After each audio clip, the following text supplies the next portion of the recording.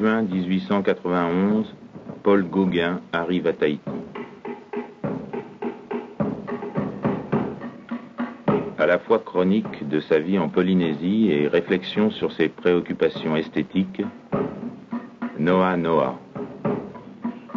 Journal de bord de Gauguin. Le rêve qui m'amenait à Tahiti était cruellement démenti par le présent. C'est la réalité d'autrefois que j'aimais. La vie à Papeete me devint bien vite à charge. C'était l'Europe.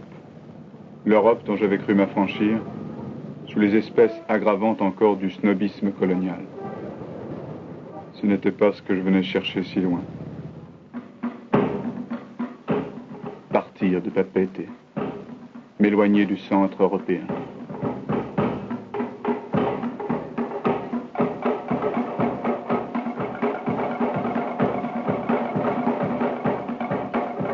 La création artistique est bonne si elle est harmonique en ses diverses parties.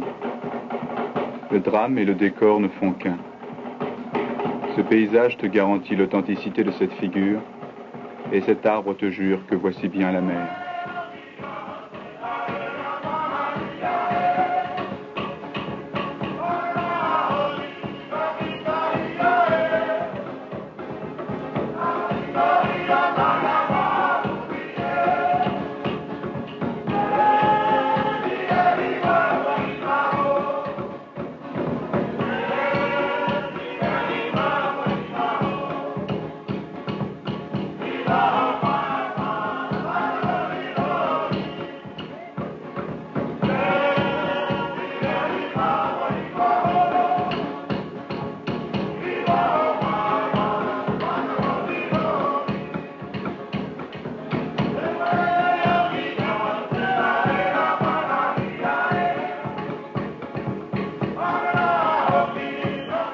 Commençais à travailler, mais le paysage avec ses couleurs franches et ardentes m'éblouissait, m'aveuglait.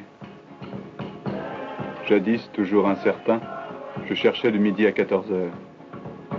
Cela était si simple pourtant de peindre comme je voyais, de mettre sur ma toile sans tant de calcul, un rouge, un bleu.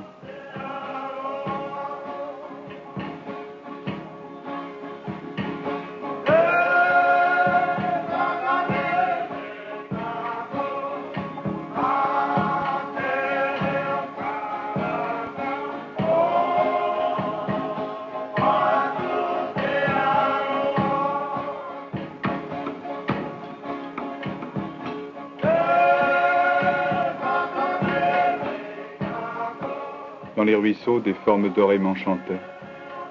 Pourquoi hésitais-je à faire couler sur ma toile tout cet or et toute cette joie au soleil? Vieille routine d'Europe, timidité d'expression de race dégénérée.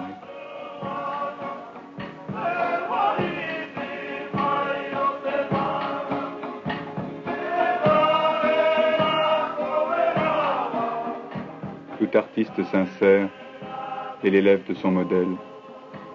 Ainsi ai-je fait là-bas.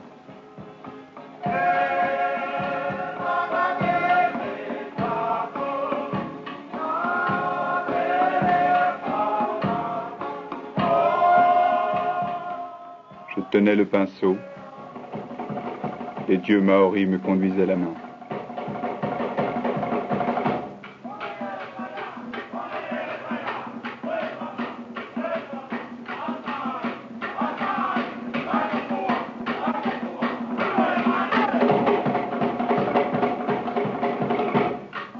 L'art, il faut le répéter, procédant de la nature, procède comme elle.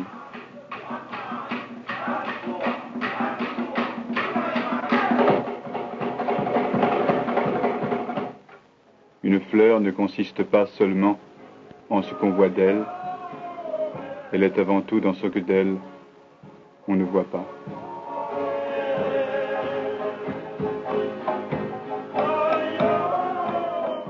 J'ai conscience que mon examen de peintre comportait, avec une profonde étude de la vie intérieure du modèle, comme une prise de possession physique, comme une sollicitation tacite et pressante, comme une conquête absolue et définitive.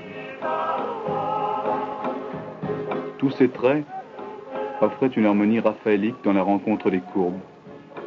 Et sa bouche avait été modelée par un sculpteur qui parle toutes les langues de la pensée et du baiser, de la joie et de la souffrance.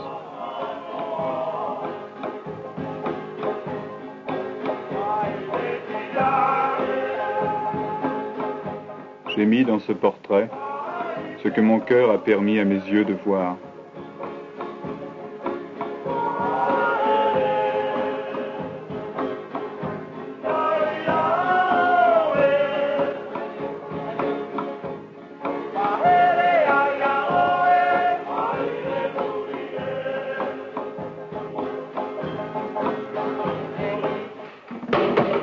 Peu à peu se précise dans la recherche de l'artiste le type d'une Ève délicieuse et triste, de l'Ève de qui rien ne naîtra, mais qui conclut l'alliance de la vie et de la mort, Ève des derniers temps, robuste jaillissement de jeune arbre dans l'aboutissement épuisé d'une hérédité longue.